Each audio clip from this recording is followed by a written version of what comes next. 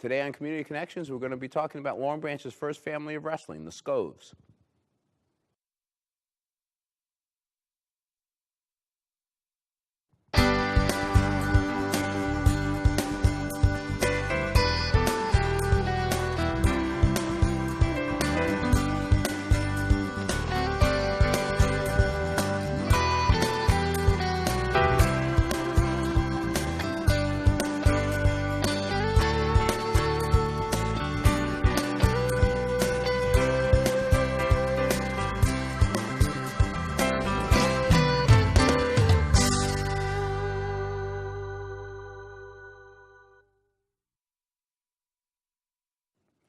I've got with me this afternoon Simon Skove and Dr. William George, two longtime participants in Wave Wrestling. I want to thank both of you for coming over. Thank you for having me. Happy to be here. Well, when we were talking, and we could talk for a couple hours about Wave Wrestling, I'm not exaggerating. Only time I ever saw a member of your family wrestle was, you corrected me, it was 1986, I thought it was actually a little earlier, was when your brother Jude, wrestling for Ohio State, won an NCAA title. Yes. And you just happened to see that match. Yeah, just by accident. I was actually over the George family's house. I had lost my senior year, and Sam Cole, I'm not quite sure what happened. Sam Cole was in the States that year, and my dad was at the gym, and we caught it by accident back at home, and at the Georges, and it was on ABC, Channel 7. It was pretty wild. The old wide world of sports. Yeah, yeah, and got to see the whole match, and they actually announced it at Jadwin. And my father almost fell apart because nobody else was there. He was by himself. My mom went out to the Nationals. I remember seeing her on TV because she was a wrestling mother. You could see the stress on her face. She was tense. Yeah. Do you have any tapes of your brothers wrestling? I mean, now everything is online. You get to see the whole state finals, a lot of the Long Branch matches. Do you have any tapes of your brothers or of you wrestling? Oh, yeah. Yeah, it was pretty much, my mother was probably uncomfortable at the Nationals watching Jude because she videotaped every single one of our high school matches. And before that, used 8mm to film the older brothers wrestle. So not having the camera in front of her face was probably uncomfortable for her. Do you ever watch them? Occasionally, yeah. I probably haven't watched them in a while, but it was my father's technique that, we would watch them or film them and then watch them right away. How'd your family get so interested in wrestling? It started with my brother Mark, who wanted to keep in shape for football. And my dad was actually quite upset that first year he went out for wrestling because he thought he might hurt himself and not be able to play football the next fall. Did your father ever wrestle? He did intramurally. He did a short stint at the United States Naval Academy. And he wrestled there? And he wrestled there, yeah. Now, Mark is that's one brother I don't think I know. He's the second oldest. Okay. John, who I think you may have met I know John. this year, he's the oldest. Okay. But Mark was the one who went out. But did John wrestle also? Yeah, he did, yeah. But it really took hold with your brother. I mean, the one who everybody had heard of. I mean, your brothers Luke and Jude, and then Thomas and Andrew, and then you. Am I leaving anybody out? You pretty much got it right. Matt. Matt. Okay. And Matt was an elite high school wrestler. He was the first one, I would say, that got elite status. I think Mark might have been a district champ, though, wasn't he? John, we all were. Mark was actually, he'll kill me, but he's the only one who's not a district champ. Okay. You bring that up now and then at the dinner table? Oh, yeah. That's a distinct honor that he holds. Now, go ahead. Matt, who went on, got a scholarship to Georgia after graduating high school, and then went from Georgia to Oklahoma State, which is where Luke followed him. Matt was Georgia dropped the program, and that's why he went over? Yeah. Yep, yeah, that's yeah. correct. But Matt was, if you know Matt, he's very quiet and incredibly intense, and that's the way he wrestled. He was physical, intense. I can believe that. I don't know him that well. I've sat with him and near him at matches, and I hear him say, "You got to create pain." Yeah.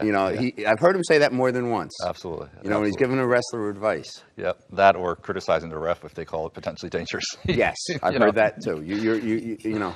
Very, very, very intense,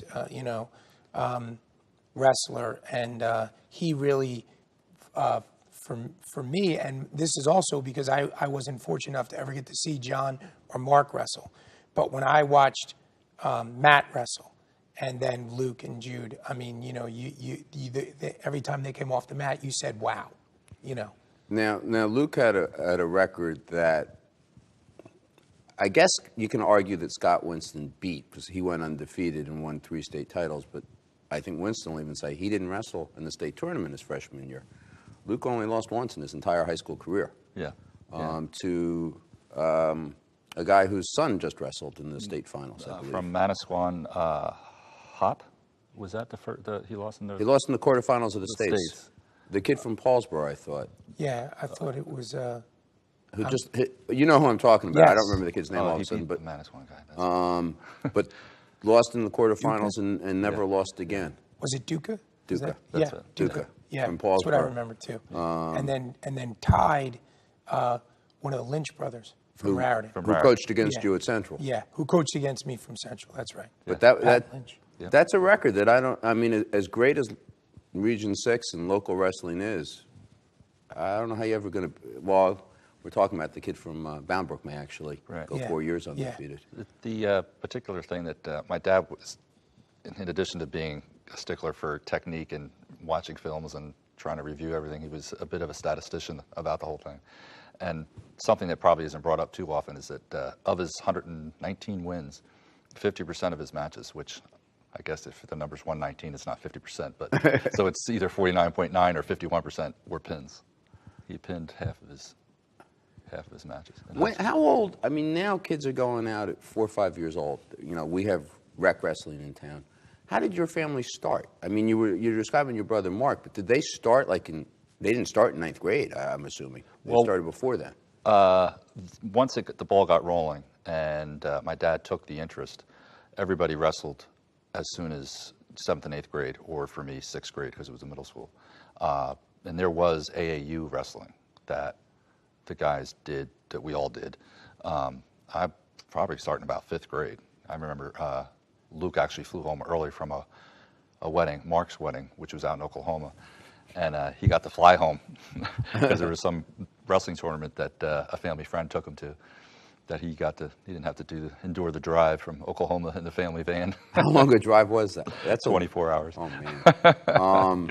Were there a lot of inter-family matches, or did you? No. Some intense brother combats, or No. none of that? The cellar, though. Oh, in the basement, yeah. But I mean, that's just part, We all wrestled in the cellar. Yeah, Under yeah. Mr. Skove's In the cellar. tutelage, and it was a very small area, small mat, in a very intense place that often ended in, people being pulled apart. Oh yeah, yeah. All of it us. It was pretty rough. What As would be close there? I family mean, would because be. I mean, you've got you and 3 brothers. You have 7 brothers. Right. That's a lot of kids. Yeah. And all close to the same age. I mean, how many of your brothers wrestled with? All, except for Alex, or all Thomas, my brother Tommy and Simon wrestled together. They were captains together. Right. And they wrestled together. And Danny, Alex, and Thomas and Andrew and I wrestled together. And Danny also earned a varsity letter his sophomore year, which was my junior year, and I was out with a knee injury. And they wrestled with Luke and Jude. Yeah. So, we went to summer camps together, and we had family. We went away to tournaments together. So, once the Scoves got us into it, we were hooked too. Is there one match that stands out in your mind more than any other? I was going to mention the tie that Luke had as a spectator. The tie that Luke had against Pat Lynch, because it was an arguable referee call. We don't get ties anymore. No, that's right. What year was he? Sophomore? I'm not No, sure. actually, I think it was his freshman year. Yeah, his freshman year, because the rest of it was undefeated. So yeah, it was his freshman year. And then he beat him at Regions, right? Yep. What happened? I'm not real sure. I think it was some sort of an escape call that happened, and I forget who the ref was, but my dad was a bit disappointed. And, needless to say, although he very rarely, did anything crazy, but he wanted to go talk to the ref after the match. So, yeah. Would it be fair to say your father would get a little intense at the matches? Oh, more than fair, yeah. He was extremely intense. I mean, the only time I sat with him, you were coaching at Long Branch, and the comment I don't remember any comments about the referees. I remember when Miguel Ramos came on the mat, your mother looked at him saying, "He looks pretty strong for a 103-pounder." Yeah, yeah, yeah. You know, your mother knew wrestling. Oh, yeah. Still yeah, does, yeah. I assume. Yeah, they were very, supportive of the whole family, and he was very involved and very much wanting to help to improve us. Now, let me get the ages in correct order. I mean, Matt would be, John and Mark were the oldest, then Matt. My sister, and Okay. then Matt. Who was a wrestling official? She was actually the first and only, I think. Nancy. Yeah. I've never seen a woman wrestling official, although women's wrestling has actually become a fairly significant sport. Yeah. Yes. Yes. You can go on Flow Wrestling now and watch the Texas Girls State Championship, and they're pretty good. Yeah. Yeah. But so your sister was a wrestling referee. Yeah. Would she go down in the basement and ref matches? Well, for practice, when she had to take her test or whatever, and we would have little quizzes around the table. All right, here's the given situation. What do you think? And she was at Trenton State, what it's called at the time, and was just a supplement, help putting herself through college. And John was already a wrestling official, and Nancy did it too. She doesn't do it anymore, though. No, she went into it a little bit after she was married out in Arizona. Oh, which surprised people, but then she finally settled in Omaha, Nebraska. That's a big wrestling state. Yeah. Good, University of Nebraska has a good wrestling program. Yeah. A couple of Jersey kids on it. I saw online last night. Now her husband, Al Woolley, he was on the undefeated 1973 team. Long Branch guy. Long Branch. What weight class? Heavyweight, I think. Yeah, heavyweight. And so that's kind of, they had 3 girls, so they didn't have any wrestlers. So Matt was the third oldest, and then came Jude. Luke. So Luke is older than Jude. Yes. Luke won a state title. Luke won 3 of them. Yeah. I'm sorry, Jude won one. Jude and then won. Lost in the finals, and As a what I senior. understand was a kind of controversial call also. Yes. Yeah. What happened? We always say that was the best thing that ever happened to Jude because, he was a state champ as a junior, lost as a senior, and I remember after he lost the spring of that year was really when the rest of us, took our training to another level. And that had everything to do with Jude because he was getting ready to go away to Ohio State, and Luke was getting ready to go away to Oklahoma State. And Luke was quite content at 119, 1-1. Jude was angry at his second place finish that year, and he really pushed the rest of us in the training that year. Jude was a tremendous. So it was his senior year, and he just let you guys know what was coming. And the bottom line was, from the day that tournament was over, he began work towards the next year, and that meant weights and running, and for all the rest of us, and we all, trained at that level. And then the 2 years later, Andrew and Danny both my brother, the coach of the Long Branch team now, both followed Jude out to Ohio State and wrestled 4 years for Ohio State. And, That was was that a huge influence on Danny going to Ohio State? Oh, no question about it. We all had the utmost respect for the Skove family. When I think back to my high school wrestling, so for me, and I was, I was a football player who wrestled, but some of the most influential moments for me, I remember Matt came home in his senior year in college, which was my senior year in high school. He was only home for a couple of days, but he came in and worked out for me for one day. And at that point, I had already had a couple losses, and I went the rest of the regular season without a loss on things that I wish, and came back and avenged those earlier losses, particularly one to a wrestler from Middletown South, Mike Mazza, by what I learned that couple of days from Matt in the room. And Mr. Skove, although, the Skove family will always be the first family of wrestling, the wrestling team was Mr. Skove and Mrs. Skove's family. We ate there. We watched videos there. We wrestled in their basement. We were always welcome. And you always could hear wise words of advice before the match from Mr. Skove that was based on your ability, your strengths, your weaknesses, and what you really should be focusing on that day. That's the first thing. And then the second thing was he had a distinctive voice. And you would hear him before anyone else. Not because When he you're out was on the mat. screaming, just because of the way and the calm nature in which he talked you through the match. Yeah. All right, well, we got to take a quick break, and then we'll come back for the second half of the show. What I want to ask you is how it is.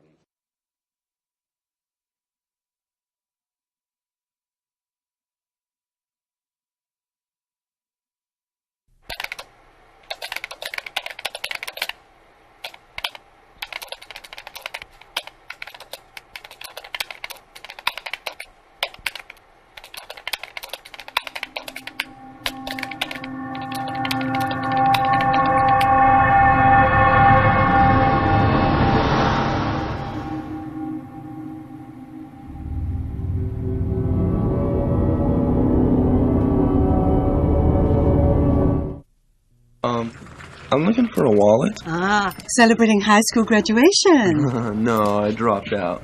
啊，星啊，呢個友仔要買荷包啊！係樣，眼碌碌好似馬騮星咁。係啊，真係可惜啊！中學都畢唔到業。我翻嚟啦，係 Isn't it a little small?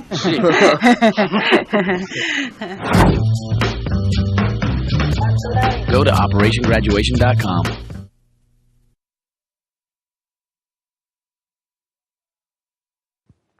All right, I'm back with Simon Skove and Billy George talking about Long Branch Wrestling.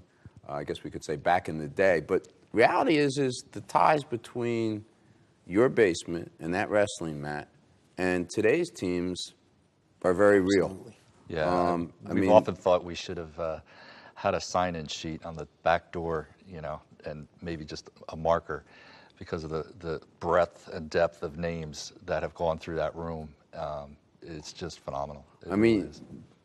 College All-Americans and New Jersey State High School champs, you had a lot of them in that room. Absolutely, yep. But today's team, you know, Long Branch just completed a season where they ended up #1 in the state with a state champion. And we had a blast with those kids. Yes. But the ties to the Skove basement are very real. I mean, Danny was down there, and Eddie Bellina was down there. Eddie Bellina, second in the state, great wrestler. Son was key to that, senior captain, Right. key to that state championship this year, and big match at High Point where he wrestled so courageously. And yeah, absolutely. But, you know, your son, I mean, you were in that basement. Your son was on this team. And all my brothers. All your That brothers. base, Danny, Alex, Tommy. Yeah, We had great times. Absolutely. You know, your son finished third in the state. But not only that, but I mean, Eddie has been, you know, I don't know if it's fair to say he learned to wrestle in that basement, but I'm sure he learned a lot. Sure. And he's one of our key guys on the rec, you know, one of the key coaches on the Long Branch rec program, and his middle son. Yeah. Luke is going to be one of our high school wrestlers. Yeah, and Eddie was one of the few people who, we joke about this a lot. As a wrestling coach, I used to wait outside the basketball cuts to get the athletes, you know. But Eddie was never cut from basketball. Eddie was a heck of an athlete. I mean, he was a three-sport star, and he was a very good basketball player. He could have been a basketball player, but he, you know, he chose wrestling. And I thought myself, knowing his tight, very close relationship with Matt, that Matt had a lot to do with that. And he was Matt's workout partner, and that had a lot to do with Eddie, who just wrestled during season because he was a football player and a baseball player, going as far as he did in the sport because he was truly a three-sport standout athlete. You don't get that much anymore. No. Yeah. No. Now, let me ask you. I mean, since we're saying all these nice things about Eddie Bellina, and if he ends up watching this, you know, if he wants to get mad, that's fair too. Eddie has a spot as on the all-time Long Branch wrestling team, second in the state, 158 pounds. Is that spot in jeopardy? That Nicky Vizicaro is a state champ at 160. Well, my brother Thomas, I believe, has decided that Eddie's going to have to step down, and this is going to take his spot. Has he told Eddie that? And, he'll have no problem telling me that. Thomas is the Just voice needs of the reason. opportunity. Thomas is the voice of reason. You know, when Thomas is the E.F. Hutton of our clan. So when Thomas talks, you know, people listen because he speaks. He's a very analytical mind. He never says anything that he doesn't back up with research. Yeah. He has all the research, and so he will be if not agreed with by all, he will be listened to by all. Certainly. But I think Eddie's argument is going to be it's a different weight class. 158 and 160 are two different things. Yeah, he's going to get bumped up. Which of your brothers still have their spots on that team? I would think a couple of them are still pretty solid. Well, I mean, a guy like Luke, I'm not sure how many weight classes he's in. well, what were 119 and up? He won his first title at what weight? Billy will help me out here. It's 120. It was 115, 115, and then 122 and 129. Yeah, he his last year though, I believe, wasn't he 135 or 141, and Jude was one Yes, above him. that's right. Jude Jude was- actually went above him. Jude was 48. Yeah, and he was that's right. 41. But he started at 115 his freshman year, I believe, right? Right. Oh, and then he won the states at 129, 135, and 141. Okay. He went up one weight class every year. So but he could conceivably hold 3 spots. And Jude won at 148. No, he was Jude's second problem. that Yeah, year. he was Oh, that second. was- He was first, I believe, at 129. Wasn't he at 129? His junior year, he went from 29 to 41. No, probably 35, huh? Yeah, I thought 129, but you're right, maybe it you're right. probably was 35. But Jude went through a big growth spurt. Oh, yeah. He went, so it could have been 29. Right. It's either 29 or 35. But Jude is a national champion, NC2A Division I national champion. That's So a pretty exclusive club. He still makes the state all-time team. Yeah, I would think so. He wins the spot. Yeah, and Jude and Luke was a 3-time All-American, and Matt was a 2-time. Was he? 2-time, I think, yeah. 2-time NCAA and captain of. And this is the thing, really. Again, and I believe that where Matt really began the fame, because he was a captain of the Oklahoma State wrestling, and that's a mecca. That's pre-John Smith, but it's still a pretty exclusive club. They were ranked. I never remember them being ranked less than a top 5. I mean, they were a top 5 program, and he was a much better college wrestler than he was a high school wrestler. Probably only because a lot of people don't know this, but I believe his junior year, he missed the district and state tournament because he had Appendicitis. So we don't even. I often wonder what that year would have brought. Yeah.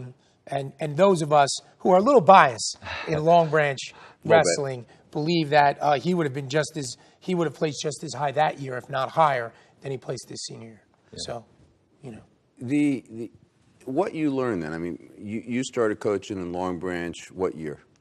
I started coaching wrestling at Red Bank Regional in 1987. I brought back a program that was once a storied program, and then came in '89 to Long Branch, and was there until coaching until '97 when I went into administration. 7 straight B North titles you concluded with. Never lost to your brother. Well, I'm just bringing out, But I was at a school with a feeder program, and he was not. Well,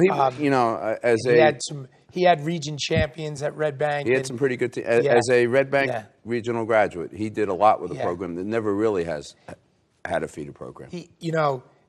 Of our rivalry, the biggest match was that he had us beat. And Keith Oren, who I saw at the Phillipsburg match this year, he was there. Keith Oren, down 14-1, hits a bottom leg cradle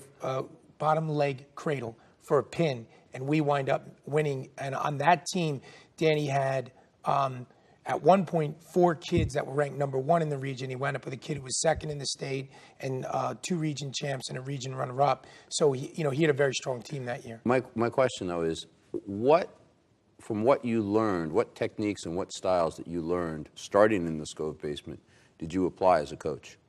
Well, like any great time period, the Scoves, what they brought to the sport of wrestling that no other sport in that time frame in the mid 70s, other than football, had, was truly the studying of film.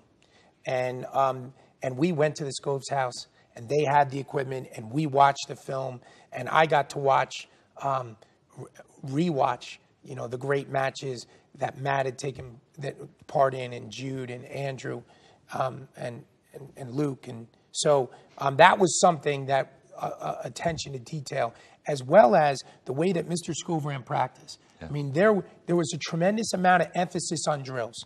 Skills and drills. Step up, wrist control, step up. We would go through drills in the basement. There wasn't just wrestling live down there. He coached. And the way he spoke to you very specifically before matches and after matches of your strengths, your weaknesses, what you did well, but always the reflection. That's the best part about film work, and how we can bring that into our life, our regular life, is how we reflect on our mistakes, learn from them, and move on. I think that's one of the best lessons of sport. Simon, I mean, I sat near your brothers at a lot of matches this year. I mean, for all of your family, watching the last 2 years, I mean, as great a number of great wrestlers that Long Branch has had, I think it's fair to say that the last 2 years, they were the best two teams that Long Branch has ever had. It's been a phenomenal ride to watch, and I alluded to it a little while ago, but the Scoves and what it is started a great tradition that has continued, and it's very rewarding for my parents to watch Billy George and Danny George, and when Alex was coaching, to see it go full generation and giving back, and watching Danny and this team these past 2 years, these two teams, it's been a great fun time for us. We just enjoy it. I mean, I think you had 5 of you and 4 of your other brothers. I was sitting behind you at Regions. I sat near you at Districts. But I mean, you guys are all there. You're rooting for Long Branch wrestlers. Absolutely. Can you possibly imagine life without Long Branch High School wrestling going on? No, you can't get through the winter months without it. And my brother Jude is currently in Houston, and my parents in Florida during the wrestling season, and we're texting and give us updates of what's the scores and how's little Billy doing, and how's little Belina, and all this. I mean, these are I mean, it's sort of unbelievable to think that in one town, the generations have just, the next generation has just stayed involved in the same sport. And I mean, with the exception of a couple of years when Vinny Della Cordillo was coaching, and he was a real good coach, and a great guy to have in Long Branch. Your family's been coaching at Long Branch for 20 years now. I mean, between you and Danny. And Luke and I coached together. My first year when I took the program over, I was fortunate enough that Luke coached with me, and to be able to turn to a 3-time college All-American and ask him to 3-time state champion, 119 1-1 in high school, and say, Luke, could you demonstrate this? Was an honor. Yeah. How good a coach was he? Oh, he was a great coach. Just a real people person who really likes people, and people like him. So it came naturally. Did the kids then? I mean, one of the things you see our kids get interviewed all the time, which amazes me, because when I was in high school, obviously there was no internet. High school sports were never, I mean, you had Sunday morning high school football was on, and that was about it. Right. But the idea that you could watch wrestling matches online was obviously unheard of. But, our kids get interviewed, and one of the things I've always really appreciated is, A, how well they do.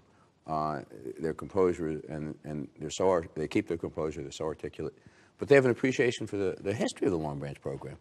When they're asked what's it like to win a state title, I mean, Andrew Belina was saying, well, Sam Mills and the Georges and the Scoves, and we're the first ones to win it. It's really very impressive. Oh, that first state title is just unbelievable. It was just, I can remember being in the bleachers at the Retaco Center with Andrew and Thomas, and John was down on the floor, and it was unbelievable. What was it like? We got to close up in a minute. One of your brothers wins a state title. It had to be a great time in the Skove household. What was it like when that happened?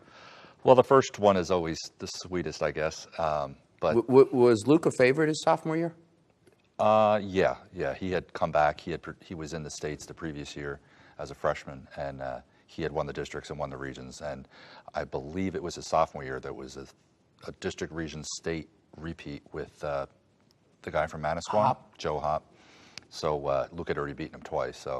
But it was phenomenal. It was a whole town party, and the Georges were there, and the Belinas were there, and Eddie Belina's father was there, and his parents were there, and it was just something that we worked so hard for it. And I'm sure some of the kids today can appreciate it, that when you work that hard, it feels so good when it works out. Well, that's a perfect way to end the show. Thanks very much for coming over. I really enjoyed it. Thanks for having me. Thank you for having